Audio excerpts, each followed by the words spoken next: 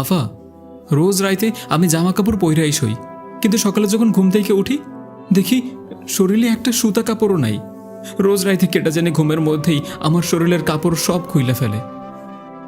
কথাটা শুনে আফরোজা বেগম বড় বড় চোখ করে নাইলার মুখের দিকে তাকিয়ে রইলেন। তিনি হতভম্ব। নাইলা তাদের বাড়ির কাজের মেয়ে।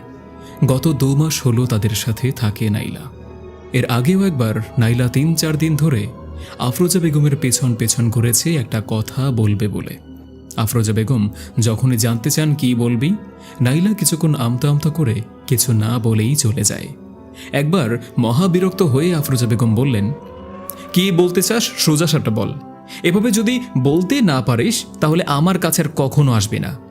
নাইলা আমতমতা করেই বলল, আফা, আমার একটা মোবাইল লাগবে, গ্রামে কথা বলা লাগে, ফাহাদ ভাইরে কল দিতে বললেই খ্যাচ খ্যাচ করে। এই সামান্য একটা কথা বলতে এত বনিতা করায় বেশ বিরক্ত হয়েছিলেন আফরোজা বেগম। অবশ্য পরে তাকে কথা বলার জন্য একটা মোবাইল কিনে দেওয়া হয়।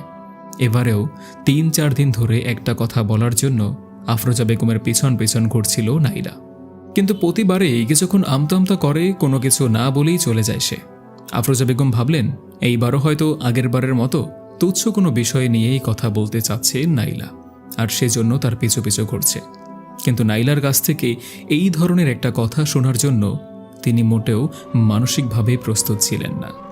নাইলা গত 2 মাস ধরে এই বাড়িতে কাজ করছে, রাতে এখানেই থাকছে। এর মধ্যে তার কোনো খারাপ আচরণ আফরোজা বেগমের চোখে পড়েনি। মেয়েটা একটু বোকা, তবে সহজ সরল। তার এক বিশ্বস্ত বান্ধবীর আশ্বস্ততাই মেয়েটাকে গ্রাম থেকে আনা হয়। এই বাড়িতে সবার আগে ঘুম থেকে উঠে নাইলাই। আর সে কি বলছে, সে যখন ঘুম থেকে উঠে তখন তার গায়ে জামা কাপড় থাকে না।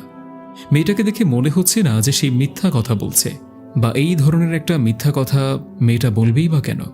কথাটা শুনে আফরোজা বেগম এতটাই হতভম্ব হয়ে গিয়েছিলেন যে কখন তার হাত থেকে পানির গ্লাসটা মেঝেতে পড়ে টুকরো টুকরো হয়ে পানি চারদিকে ছড়িয়ে পড়েছে তা তিনি খেয়ালই করেননি।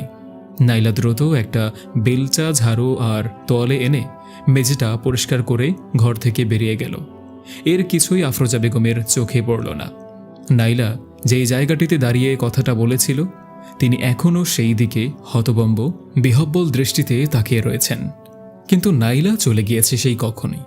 কেউ এই ঘরে এই মুহূর্তে প্রবেশ করলে ভাববে আফরোজা বেগম কোনো অদৃশ্য মানুষের দিকে চেয়ে রয়েছেন, যেই মানুষটাকে তিনি ছাড়া আর কেউই দেখতে পান না।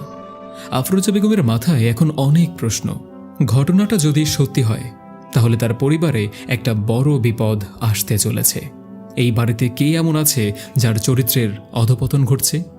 এই কথাটা যদি লোকজন জানাজানি হয় তাহলে তাদের মান সম্মান বলে আর কিছুই অবশিষ্ট থাকবে না। এই বাড়িতে পুরুষ আছে মাত্র 2 জন, আফরোজা বেগমের স্বামী আব্দুর রাজ্জাক আর তাদের একমাত্র পুত্র ফাহাদ। রাজ্জাকের বয়স প্রায় 45। সে মোটেই অতিরিক্ত কামুক স্বভাবের পুরুষ নয়, যে মাত্র 18 বছর বয়সের একটা কাজের মেয়ের উপর এভাবে খারাপ নজর দিয়ে খারাপ কাজ করতে যাবে। তাছাড়া আফরোজা বেগমের বয়স 36 হলেও তার যৌবন এখনও ফুরিয়ে যায়নি। আর আছে ফাহাদ, ওর বয়স 16 পেরিয়ে 17তে পড়েছে। এবছরই কলেজে ভর্তি হয়েছে। সে অনসব ছেলেদের মতো না, বেশ শান্ত, নম্র আর সৎ প্রকৃতির। সে এই ধরনের কোনো কাজ করতে পারে তা আফরোজা বেগমের ধারণার বাইরে। অবশ্য তার নতুন কলেজ বন্ধুবান্ধবের সম্পর্কে তেমন কিছুই জানেন না তিনি। ছেলেদের এই বয়সটা বড়ই ভয়ঙ্কর। নানান অধপতন ঘটতে পারে এই বয়সের খারাপ সঙ্গ পেয়ে। অনেকেই এই বয়সে প্রচণ্ড কামুক হয়ে ধর্ষণের মতো ভয়ঙ্কর অপরাধকে স্বাভাবিক যৌনকাঙ্ক্ষা ভাবে। ফাহাদ কি কলেজে খারাপ সঙ্গে পড়েছে নাকি? ভাবনার দুনিয়া থেকে বেরিয়ে আসেন আফরোজা বেগম। লক্ষ্য করলেন ঘরে কেউ নেই। তিনি এতক্ষণ নিজের স্বামী আর ছেলেকে নিয়ে এসব কি ভাবছিলেন, এটা ভেবে তিনি বেশ লজ্জা পেয়ে গেলেন। হয়তো একদিন ঘুমের ঘোরেই কাপড় খুলে গিয়েছিল নাইলার। আর যে কোনো কথাই বাড়িয়ে বলার অভ্যাস আছে নাইলার, তাই হয়তো এসব আজে বাজে কথা বলছে তাকে। শুধু শুধু মেয়েটার কথা গুরুত্বের সঙ্গে নিয়ে এতক্ষণ বিভ্রান্ত হচ্ছিলেন তিনি। আফরোজা বেগম দ্রুত বিছানা থেকে নেমে নাইলার কাছে গেলেন। নাইলা বাথরুমে জামা কাপড় ধুচ্ছিল। তিনি গিয়েই ধমকের সুরে বললেন, দেখ নাইলা, তুই আমার কাছে এই ধরনের আজগুবি কথাবার্তা আর কোনোদিন বলবি না। আরেকবার যদি এই ধরনের কথা শুনি না, তোকে কিন্তু সোজা গ্রামের বাড়িতে পাঠিয়ে দিয়ে আসবো। নাইলা কথাটা শুনে মাথা তুলে কয়েক মুহূর্ত স্বাভাবিকভাবে আফরোজা বেগমের মুখের দিকে চেয়ে রইল। পরক্ষণেই আবার কাপড় ধোয়ায় ব্যস্ত হয়ে পড়ল। আফরোজা বেগম আবার তার ঘরে ফিরে এলেন।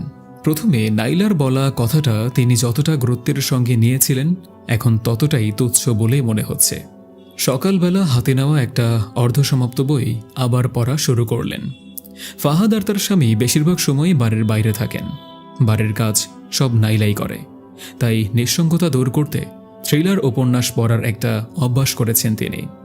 ভালোভাবেই কেটে যায় তার সময়। দুপুর হতেই ফাহাদ কলেজ থেকে বাড়িতে ফিরে আসে। রোজকার মতো রাতে রাজ্জাক সাহেবও বাড়িতে ফিরলেন। আফরোজা বেগমের দিন বাকি ৮-১০টা দিনের মতোই কাটল। রাত ১১টা বাজতেই ঘুমিয়ে পড়লেন। তার অভ্যাস মতো তিনি প্রতি রাতেই ঘুম থেকে ৩ থেকে ৪ বার বাথরুমে যেতে জাগতে হয় তাকে। কিন্তু কিছুদিন যাবৎ এক ঘুমে তার রাত পার করে দিয়ে সকালে উঠছেন তিনি। কিন্তু আজ ব্যতিক্রম হলো। শেষ রাতে তার ঘুম ভেঙে গেল। বাথরুমে যাওয়ার জন্য তিনি বিছানা থেকে নামলেন। রাজ্জাক সাহেব ঘুমাচ্ছেন বিছানায়। বাথরুমে যাবেন এমন সময় নাইলার কথা মনে পড়ল আফরোজা বেগমের। নাইলা কি অদ্ভুত কথাই না বলেছিল সকালবেলায়। আদৌ কি কথাটা সত্য হওয়ার সম্ভাবনা আছে? ঘড়িতে এখন ৪টা ১৫ বাজে। এখনও ফজরের আজান দেয়নি। তিনি কি যেন ভেবে ধীরে ধীরে রান্নাঘরের দিকে এগিয়ে গেলেন। সেখানে নাইলা ঘুমায়। রান্নাঘর পুরোপুরি অন্ধকার। আলোর সুইচটা রান্নাঘরের বাইরে, তাই তিনি আলো জ্বালিয়ে রান্নাঘরে উকি দিতেই পুরো স্তম্ভিত হয়ে গেলেন। নাইলা সম্পূর্ণ নগ্ন হয়ে মেঝেতে শুয়ে রয়েছে। ঘটনার আকস্মিকতায় আফরোজা বেগম দ্রুত আবার আলোটা নিভিয়ে দিলেন। তিনি ভুল দেখলেন কিনা এটা নিশ্চিত হবার জন্য আবার আলো জ্বেলে রান্নাঘরে উকি দিলেন। না, তিনি ভুল দেখেননি। নাইলার সালোয়ার কামিজ ওড়না তার মাথার কাছে গুলটি করে রাখা। কেউ যেন এই কাজটা করেছে তা ভালো মতোই বোঝা যাচ্ছে। কেউ যাতে শুনতে না পায় সেইভাবে আফরোজা বেগম ধীরে ধীরে নাইলার কাছে গিয়ে তাকে ডাকতে লাগলেন। নাইলার কোনো সাড়াই পাওয়া গেল না।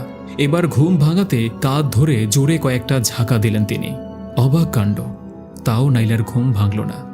নাইলার ঘুম তো কখনোই এত গাঢ় ছিল না। আর কোনো উপায় না দেখে একটা কাঁথা দিয়ে নাইলার শরীরটা ঢেকে রান্নাঘর থেকে বেরিয়ে আলো নিভিয়ে দিলেন তিনি। ফাহাদ দরজা খোলা রেখেই রাতে ঘুমায়। ফাহাদের ঘরে গিয়ে দেখলেন সেও বেঘরে ঘুমাচ্ছে। বাড়িতে তো আর কেউ নেই। তাহলে কাজটা করল কে? কে মেয়েটার জামা কাপড় এইভাবে খুলে ফেলেছে?